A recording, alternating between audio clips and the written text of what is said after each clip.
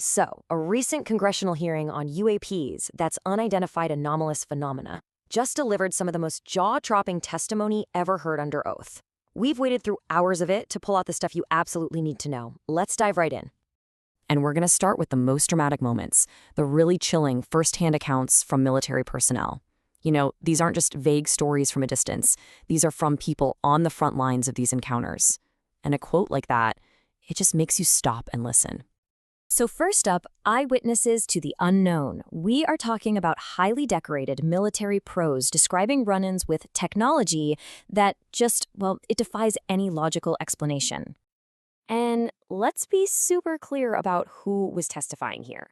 Congress wasn't just hearing from some random people. This witness list was stacked.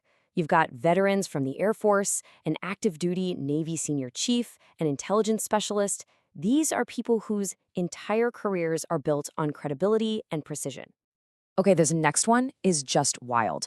One of the most startling accounts came out of Vandenberg Air Force Base, and this is a top-tier national security site, right? Jeffrey Nusletti testified under oath that between 2003 and 2005, the base had these repeated visits from massive, silent objects, often during critical missile launches. And I really want you to get a picture of the scale we're talking about here. When a trained military observer says something is larger than a C-130 or bigger than a football field, we're not talking about a small drone. We're talking about something the size of a flying building. And these encounters weren't just happening in the sky. Active duty Navy Senior Chief Wiggins talked about seeing a transmedium craft off the coast of Southern California just last year, in 2023. He watched this glowing, tic-tac-shaped thing come right out of the ocean. It was picked up by multiple sensors, and then poof! It vanished with an acceleration that just breaks all the rules of physics as we know them. All right, on to our second section, extraordinary evidence. This is where we go beyond just seeing things to claims of actual physical proof and even direct military engagement. So this brings up a massive question, right? What actually happens when one of our most advanced weapons goes up against one of these objects? Well, some stunning footage which was shown to the committee for the very first time gave us a pretty shocking answer. The committee watched a video from an MQ-9 drone tracking a spherical UAP. A Hellfire missile, one of our military's go-to weapons, is fired. It hits, direct impact, and it just bounces off. The missile seems to just fall apart, and the UAP keeps going like absolutely nothing even happened. And the reaction from Representative Eric Burleson, who was watching this footage live in the hearing, pretty much summed it all up. His simple question captured that sense of total disbelief and, honestly, the deep concern that these things represent. Then, investigative journalist George Knapp gets up there and drops some absolute bombshells.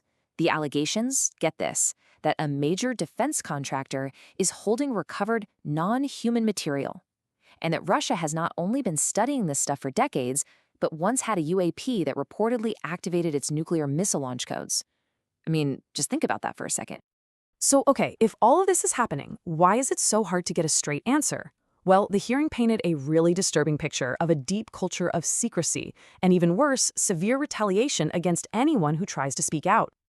And look, these whistleblowers aren't just showing up with vague stories. They are bringing forward official reports, data from our most advanced military sensors, testimony from multiple credible observers. And what do they get for it? A wall of silence. Or something much, much worse. This right here really highlights the huge personal cost. Geospatial intelligence specialist Dylan Borland stated that after he came forward, he was essentially blacklisted. His career was deliberately destroyed by government agencies. So what you end up with is this whole system that seems perfectly designed from the ground up to just bury information. Evidence gets overclassified, witnesses are too scared to talk, official reports are just dismissed, and in the worst cases, careers are actively ruined.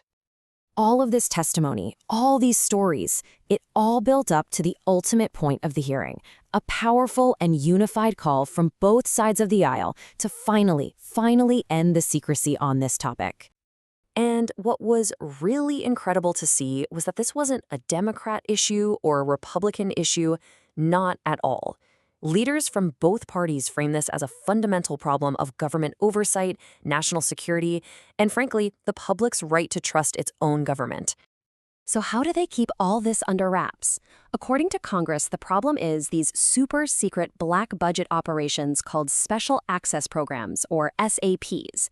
They operate with such intense secrecy that they're hiding information not just from you and me, but from the very people elected to oversee them. I mean, listen to this. The stakes could not possibly be higher. When a senior leader like Senator Chuck Schumer is quoted saying that the secrecy around this could represent a constitutional crisis, you know we've moved way past just asking what's in our skies. And so the hearing really leaves us all with this powerful, lingering question. It reframes the whole topic, doesn't it? It's not just a fringe curiosity anymore. This is a real test of our commitment to transparency, to accountability, and to having the courage to pursue the truth no matter where it takes us.